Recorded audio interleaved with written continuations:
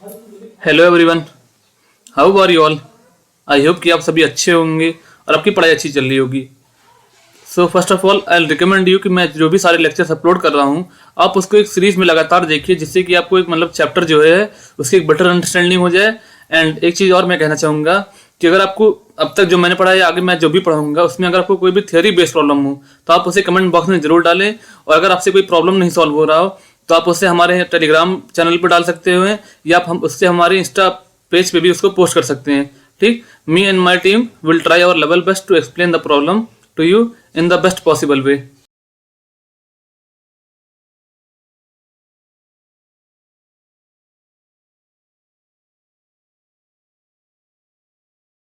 सो आज हम लोग एक नया टॉपिक पढ़ने वाले हैं, Nernst equation.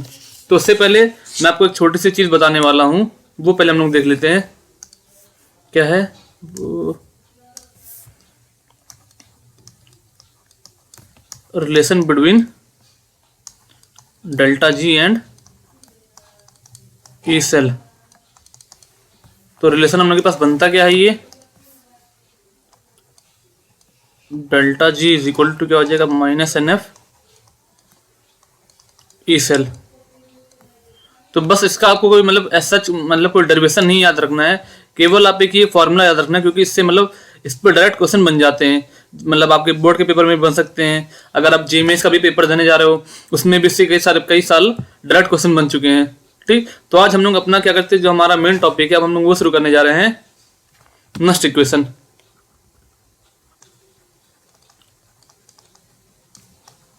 Variation of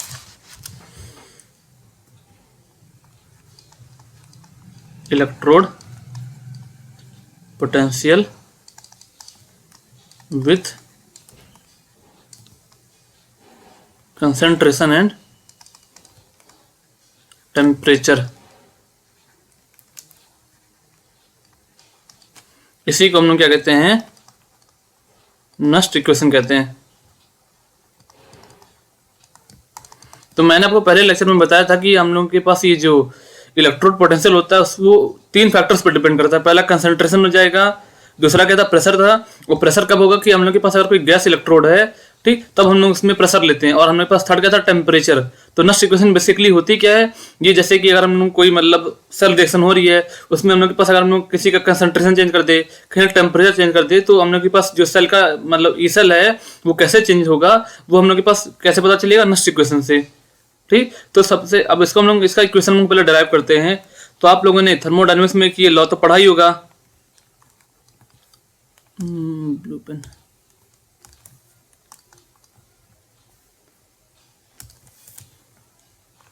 delta G is equal to delta G not plus क्या हो जाएगा, R T L N Q. अब क्यू हम लोग के पास क्या होता है, reaction coefficient,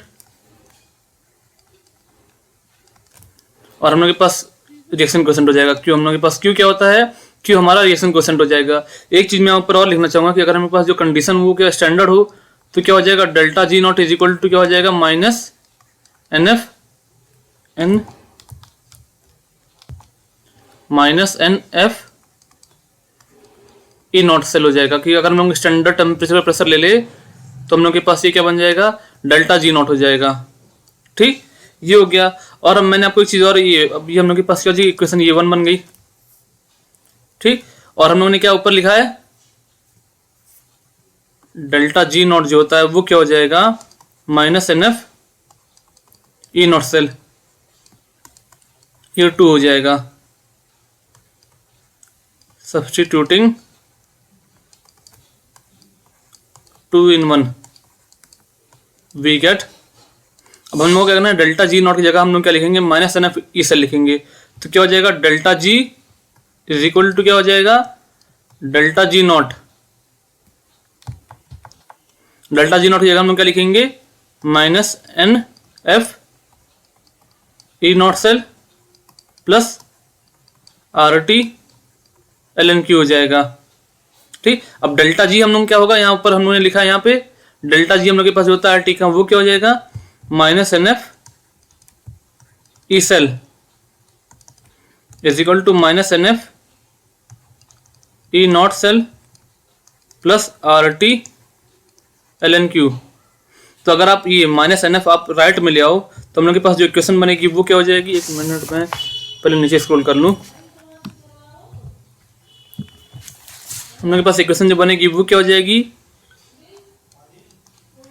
E cell is equal to E not cell minus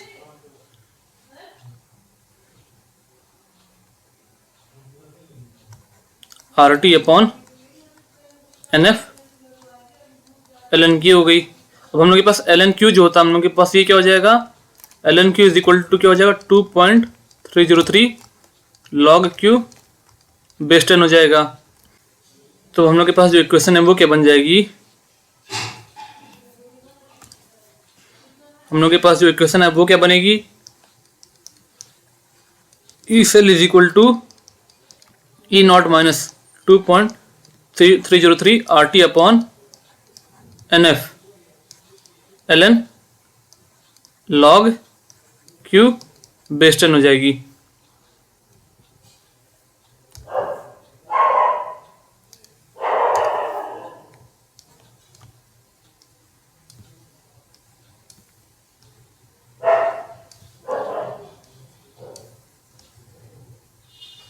क्या नस्ट इक्वेशन का, ये हम लोग के पास क्या होती है, ये हम लोग के पास ये नस्ट इक्वेशन है। ये इसको मैं 3 स्टार जो इक्वेशन है इसको मैं 3 स्टार दूंगा। इससे हर साल कम से कम 3 या 5 मार्क्स का एक नया क्वेश्चन क्या होता है आपके बोर्ड के पेपर में आएगा। और जेईई मेंस का पेपर हो चाहे जो भी पेपर हो, ये मतलब बहुत ही इंपॉर्टेंट रिएक्शन इस चैप्टर की। एक तरीके से मतलब सबसे मोस्ट इंपॉर्टेंट जो रिएक्शन है चैप्टर की वो यही नस्ट इक्वेशन है। तो आप इसको जरूर से जरूर याद कर लीजिए। एक पॉइंट और क्या है कि जब मैंने सब चीज़ को ड्राइव किया तो कहीं मैंने मतलब ऐसा कि मतलब मैंने कहीं पर भी ये चीज़ नहीं माना कि हम लोग को कोई सेल लेकर के चलना है, ठीक। तो आप ये जो हम लोग के पास इक्वेशन बन के आ रही है इसको हम लोग या तो अगर आप पूरे सेल पे लगाना चाहो वहाँ लगा लो। अगर जैसे आपके पास कोई हाफ सेल एनोड पे है, एनोड पे कोई कंसंट्रेशन का चेंज हो रहा है या टेम्परेचर चेंज हो रहा है, ठीक, तो हम लोग के पास जो एनोड पोटेंशियल है या ऑक्सीडेशन पोटेंशियल जो हम लोग के पास है वो कैसे वेरी करेगा, हम लोग उसके लिए भी हम लोग इस इक्वेशन को यूज कर सकते हैं। तो हमारे पास ये जो जनरल फॉर्म है वो क्या हो जाएगा, ई इज इक्वल टू क्या हो जाएगा, E not minus 2.303 RT upon NF log Q base 10। तो ये हम लोग के पास क्या है, ये नस्ट इक्वेशन का हम लोग के पास क्या है जनरल फॉर्म में। अब आप इसको चाहे तो आप कोई सेल है, आप यहाँ पे ई हम लोग के पास क्या हो सकता है, ई सेल हो सकता है, या हम लोग के पास ये जो ई है ये हम लोग के पास एनोड का पोटेंशियल हो सकता है, या हम लोग के पास ये जो ई है ये हम लोग के पास क्या हो सकता है, ठीक, कैथोड का पोटेंशियल होता है। मतलब आप इसको कहीं पर भी लगा सकते हो, ठीक।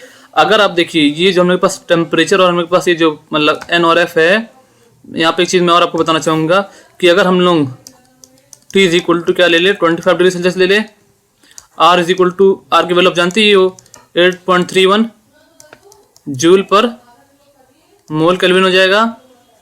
F हम लोग के पास जो होता है 96500 कूलाम होता है। तो हम लोग के पास जो ये इक्वेशन है वो क्या बन जाएगी, अगर आप ये सारी वैल्यू सब्स्टिट्यूट करो तो आपके पास इक्वेशन जो बन के आता है वो क्या आएगा, ये बन के आएगा, ठीक। अब आप ये जानना चाह रहे हो कि यहाँ पे जो हमारे पास n जो आ रहा है बार बार वो है क्या। अब जैसे मैं आपको एक एग्जांपल लेकर के बताता हूँ। जैसे मेरे पास जिंक है, ये जो होता है Zn+2 बन रहा है और 2 इलेक्ट्रॉन दो रहा है, ठीक। तो जो हमारे पास ये जो इलेक्ट्रॉन जितने हम लोग के पास उस रिएक्शन में यूज हो रहे हैं, तो हम लोग के पास यहाँ पे जैसे 2 इलेक्ट्रॉन यूज हो रहे हैं तो हमारे पास n जो होता है वो क्या हो जाएगा, number of electrons involve in the reaction. अब रिएक्शन क्या, अगर हाफ सेल है तो हाफ सेल में कितने इलेक्ट्रॉन्स इन्वॉल्व हो रहे हैं वो हो जाएगा। अगर पूरी सेल रिएक्शन है तो उसमें कितने इलेक्ट्रॉन्स इन्वॉल्व हो रहे हैं, हम लोग के पास n जो होता है, ठीक है, वो हो जाएगा। अब ये हो गया। अब जैसे हम लोग के पास एल्यूमिनियम है, Al+3 है, जो 3 इलेक्ट्रॉन लेकर के क्या बनाता है, एल्यूमिनियम बनाएगा, ठीक। तो यहाँ पर मेरे पास n जो होता है, ठीक है, वो क्या हो जाएगा, 3 हो जाएगा, ठीक। तो ओवरऑल मैं तो आपको कहूँगा कि आप ये जनरल इक्वेशन ये याद रख लेना। और ये क्योंकि मतलब जो भी ज़्यादातर क्वेश्चन बनते हैं वो मतलब जनरल कंडीशन पे बनेंगे कि आपको T जो होता है वो 25 डिग्री सेल्सियस दिया रहेगा, R जो है, ठीक, वो आपको क्या दिया रहेगा, मतलब R तो जनरल वैल्यू है, ठीक। तो टेम्परेचर जो होता है, ठीक है, वो आपको मोस्ट ऑफ द टाइम यही दिया रहेगा, 25 डिग्री सेल्सियस दिया रहेगा। अब हम लोग आगे बढ़ते हैं। अब हम लोग इसका एक बार ग्राफिकल रिप्रेजेंटेशन देख लेते हैं कि ये ग्राफिकली कैसे वेरी करेगा।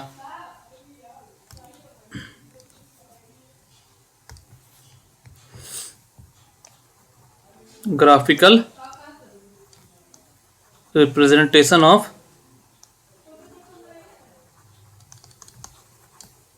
नेक्स्ट इक्वेशन, ये हम लोग के पास क्या हो जाएगा, एक्स एक्सिस है और ये हम लोग के पास जो होता है टी का ये वाई बन जाएगा। एक्स पे हम लोग क्या प्लॉट करेंगे, एक्स पे हम लोग प्लॉट करेंगे लॉग क्यू और वाई पे हम लोग क्या प्लॉट करेंगे, ई सेल को। ठीक, तो हम लोग के पास जो ग्राफ बन के आता है टी का वो क्या आएगा। अब देखिए सबसे पहले आप एक बार इक्वेशन देख लो आप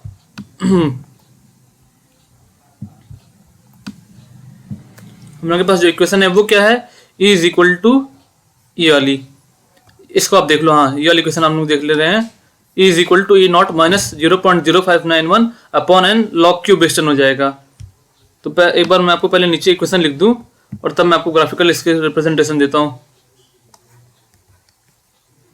E is equal to E not minus 0.0591 upon N log Q base ten. हम लोग के पास ये जो E है ये कहाँ पे हम लोग के पास है, ये Y पे है। ये हम लोग के पास हो जाएगा C हो जाएगा और हमारे पास इतना जो टर्म है ये हम लोग के पास log Q जो है ये हम लोग के पास क्या है X हो जाएगा और ये हम लोग के पास जो होता है इतना जो टर्म है वो हम लोग के पास कैसा काम करेगा, ये M का हम लोग के पास काम करेगा। तो हमारे पास ये जो इक्वेशन बन के आ रही है वो किस फॉर्म की आ रही है, y is equal to M X plus C. तो ये किसकी इक्वेशन है, स्ट्रेट लाइन की इक्वेशन है, स्ट्रेट लाइन है। और चूंकि हम लोग के पास यहाँ पे M जो है जो कि हम लोग के पास क्या होता है स्लोप होता है वो निगेटिव है, तो निगेटिव है and C is equal to intercept which is positive. तो हम लोग के पास जो ग्राफ बनेगा वो क्या बनेगा,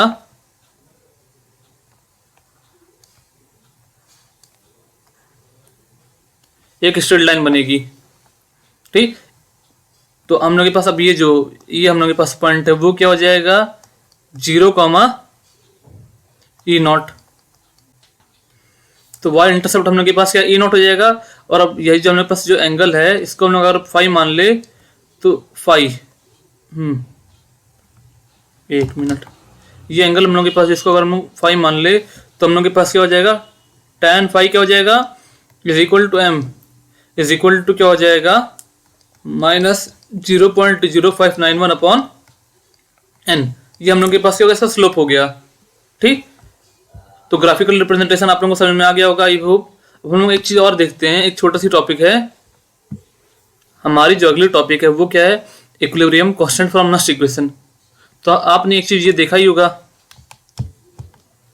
कि क्या हो जाएगा डेल्टा जी हम लोग के पास होता है टी का वो क्या हो जाएगा माइनस एन एफ ईसेल हो जाएगा।